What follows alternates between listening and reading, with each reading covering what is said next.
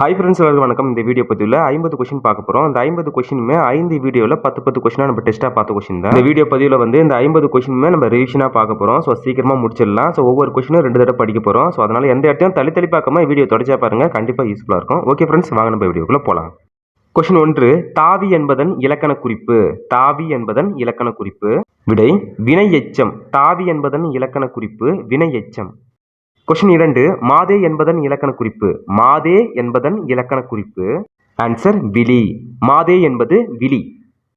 Question 3, மதுரமான கவி மாலையை தோளில் சார்த்திக் கொள்பவர்.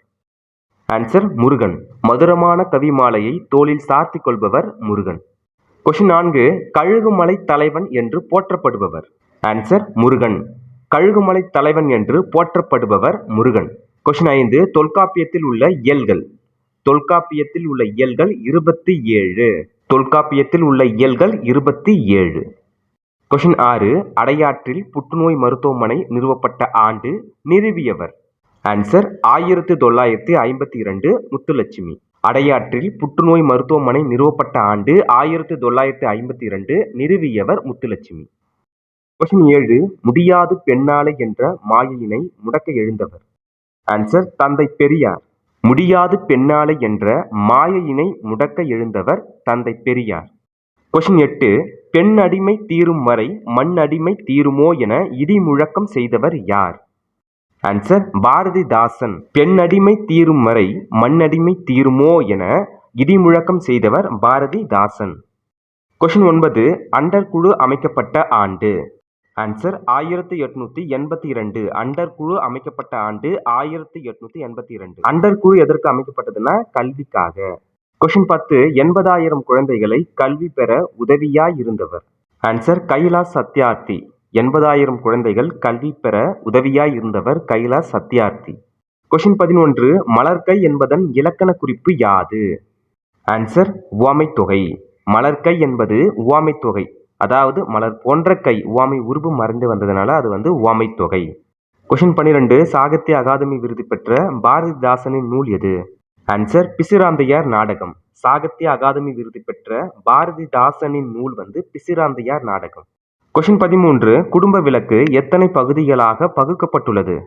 ஆன்சர் 5. குடும்ப விளக்கு 5 பகுதிகளாக பகுக்கப்பட்டுள்ளது.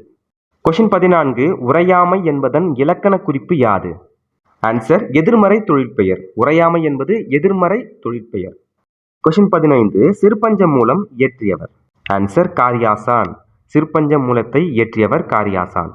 கொஸ்டின் 6, காரியாசனின் ஆசிரியர். ஆன்சர் மாக்காயனார். காரியாசனின் ஆசிரியர் மாக்காயனார். கொஸ்டின் 17, சிறுபஞ்ச மூலம் பாடல்கள் ஒவ்வொன்றிலும் இடம்பெறும் கருத்துக்கள். ஆன்சர் 5. சிறுபஞ்ச மூலம் பாடல்கள் ஒவ்வொன்றிலும் இடம்பெறும் கருத்துக்கள் 5. கொஸ்டின் 18, சிறுபஞ்சம் மூலம் எந்த நூல்களில் ஒன்று? ஆன்சர் 11 கீழ்கணக்கு நூல்களில் ஒன்று. சிறுபஞ்சம் மூலம் 11 கீழ்கணக்கு நூல்களில் ஒன்று. கொஸ்டின் 19, தமிழில் சங்க இலக்கியங்களை தொடர்ந்து தோன்றியவை டேஸ் ஆகும். ஆன்சர் நீதி நூல்கள். தமிழில் சங்க இலக்கியங்களை தொடர்ந்து தோன்றியவை நீதி நூல்கள் ஆகும். கொஸ்டின் 20, பாரதியார் எந்த வயதிலேயே அரசவையில் கவிதை எழுதினார்? ஆன்சர் 11. பாரதியார் 11 வயதிலேயே அரசவையில் கவிதை எழுதினார். கொஸ்டின் 21, தென்னகத்து பெர்னாச்சா என்று அழைக்கப்பட்டவர். ஆன்சர் அறிஞர் அண்ணா. தென்னகத்து பெர்னாச்சா என்று அழைக்கப்பட்டவர் அறிஞர் அண்ணா. கொஸ்டின் 23, நல்ல புத்தகம் ஒன்றை வாங்கி வந்து என்னை சந்திப்பவனே என் தலை சிறந்த நண்பன் என்றவர். Answer Abraham Lincoln. நல்ல புத்தகம் ஒன்றை வாங்கி வந்து என்னை சந்திப்பவனே என் தலை சிறந்த நண்பன் என்றவர் ஆபிரகாம் லிங்கன். கொஸ்டின் 23, அண்ணா நூற்றாண்டு நூலகம் உருவாக்கப்பட்ட ஆண்டு. ஆன்சர் 2010. அண்ணா நூற்றாண்டு நூலகம் உருவாக்கப்பட்ட ஆண்டு 2010. கொஸ்டின் 24, உரு தவ நனி என்ற 3 உரி சொற்களும் டேஸ் என்னும் பொருளில் வருகின்றன. ஆன்சர் மிகுதி. உரு தவ நனி என்ற 3 உரி சொற்களும் மிகுதி என்னும் பொருளில் வருகின்றன. கொஸ்டின் 25, இந்தியாவில் தொடங்கப்பட்ட முதல் பொது நூலகம். ஆன்சர் நடுவண் நூலகம், திருவனந்தபுரம். இந்தியாவில் தொடங்கப்பட்ட முதல் பொது நூலகம் நடுவண் நூலகம், திருவனந்தபுரம். கொஸ்டின் 26, மொழி பயன்பாட்டை முழுமையாக்குவது டேஸ் ஆகும். ஆன்சர் இடைச்சொல். மொழி பயன்பாட்டை முழுமையாக்குவது இடைச்சொல். கொஸ்டின் 27, சொற்றொடரில் இறுதியில் வந்து இசைவு பொருளில் வரும் இடைச்சொல். ஆன்சர் ஆம். சொற்றொடரில் இறுதியில் வந்து இசைவு பொருளில் வரும் இடைச்சொல் ஆம். கொஸ்டின் 28 தொழிற்பெயர் விகுதிகளில் பொருந்தாததை கண்டறி. ஆன்சர் ய. தொழிற்பெயர் விகுதிகளில் பொருந்தாதது ய. கொஸ்டின் 29 உரி சொற்கள் செய்யுளுக்கே உரியன என்று கூறியவர் யார்? ஆன்சர் நன்னூலார். உரி சொற்கள் செய்யுளுக்கே உரியன என்று கூறியவர் நன்னூலார். கொஸ்டின் 30 கடிநகர் என்னும் சொல்லில் கடி என்பதன் பொருள். ஆன்சர் காவல். கடி என்பதன் பொருள் காவல். கொஸ்டின் 31 விழுப்புண்பட்டு இறந்த வீரருக்கு நடப்படுவது நடுக்கல். ஆன்சர் நடுக்கல். விழுப்புண்பட்டு இறந்த வீரருக்கு நடப்படுவது நடுக்கல். சிற்பிகள் டேஸ் என சிறப்பிக்கப்பட்டனர். ஆன்சர் கற்கவிஞர்கள். சிற்பிகள் கற்கவிஞர்கள் என சிறப்பிக்கப்பட்டனர். கொஸ்டின் 33 கழுகுமலை கோவில் சிற்பங்கள் டேஸ் காலத்தவை ஆகும். ஆன்சர் பாண்டியர். கழுகுமலை கோவில் சிற்பங்கள் பாண்டியர் காலத்தவை ஆகும். கொஸ்டின் 34 தமிழ்நாடு தொழில்நுட்ப கல்வி இயக்ககம் வெளியிட்ட நூல். ஆன்சர் சிற்ப செந்நூல். தமிழ்நாடு தொழில்நுட்ப கல்வி இயக்ககம் வெளியிட்ட நூல் வந்து சிற்ப செந்நூல். கொஸ்டின் 35 கொடும்பாளூர் மூவர் கோவில் கட்டிய மன்னன். ஆன்சர் இரண்டாம் பராந்தக சோழன். கொடும்பாளூர் மூவர் கோவில் கட்டியவர் இரண்டாம் பராந்தக சோழன். கொஸ்டின் 36 நடுக்கல் பற்றி குறிப்பிடும் இலக்கண நூல். ஆன்சர் தொல்காப்பியம். நடுக்கல் பற்றி குறிப்பிடும் இலக்கண நூல் வந்து தொல்காப்பியம். கொஸ்டின் 37 மாளிகைகளில் சுதை சிற்பங்கள் இருப்பதை குறிப்பிடும் காப்பியம் எது?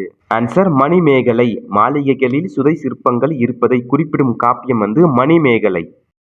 நாயக்கர் கால சிற்பக்கலை நுட்பங்களுக்கு சான்றாகும் கோவில் எது? ஆன்சர் பேரூர் சிவன் கோவில். நாயக்கர் கால சிற்பக்கலை நுட்பங்களுக்கு சான்றாகும் கோயில் வந்து பேரூர் சிவன் கோவில். திருவரங்க கோவில் யாருடைய காலத்து கட்டப்பட்ட கலைக்கு சான்றாகும்? ஆன்சர் சோழர். திருவரங்க கோவில் சோழர் காலத்து கட்டப்பட்ட கலைக்கு சான்றாகும். பல்லவர் கால சிற்பங்களுக்கு சிறந்த சான்று.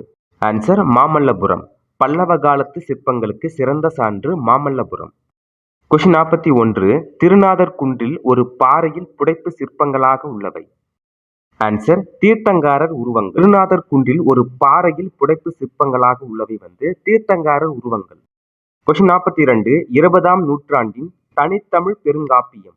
ஆன்சர் ராவண காவியம். 20ஆம் நூற்றாண்டின் தனித்தமிழ் பெருங்காப்பியம் ராவண காவியம். கொஸ்டின் 43 பொதுவர்கள் பொலி உரப்போர் அடித்திடும் நிலப்பகுதி. ஆன்சர் முல்லை. பொதுவர்கள் பொலி உரப்போர் அடித்திடும் நிலப்பகுதி முல்லை. கொஸ்டின் 44 யாப்பதிகாரம் தொடையதிகாரம் எழுதியவர். ஆன்சர் புலவர் குழந்தை. யாப்பதிகாரம் தொடையதிகாரம் எழுதியவர் புலவர் குழந்தை. கொஸ்டின் 45 மன்னிய என்பதன் இலக்கண குறிப்பு. ஆன்சர் பெயர் எச்சம். மன்னிய என்பதன் இலக்கண குறிப்பு வந்து பெயர் எச்சம். கொஸ்டின் 46 பூவை என்பது எப்பறவையை குறிக்கும்? ஆன்சர் நாகனவாய் பறவை. கொஸ்டின் 47 காஞ்சியும் வஞ்சியும் பூக்கும் நிலம். ஆன்சர் மருதம். காஞ்சியும் வஞ்சியும் பூக்கும் நிலம் வந்து மருதம்.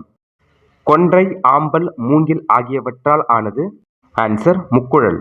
கொன்றை ஆம்பல் மூங்கில் ஆகியவற்றால் ஆனது முக்குழல். கொஸ்டின் 49 மறைமுகம் என்பதன் இலக்கண குறிப்பு. ஆன்சர் உவமைத்தொகை. மறை தாமரை போன்ற முகம்.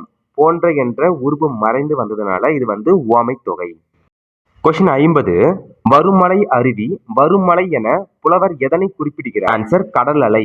வருமலை அருவி என புலவர் வந்து கடல் அலையை குறிப்பிடுகிறார். இந்த 50 கொஸ்டினுமே கண்டிப்பா உங்களுக்கு பயனுள்ளதா இருக்கும்னு நினைக்கிறேன். Okay friends, thank you so much for வாட்சிங் அண்ட் ஆல் தி பெஸ்ட். அடுத்த வீடியோ பதிவில் சந்திப்போம். நன்றி, வணக்கம்.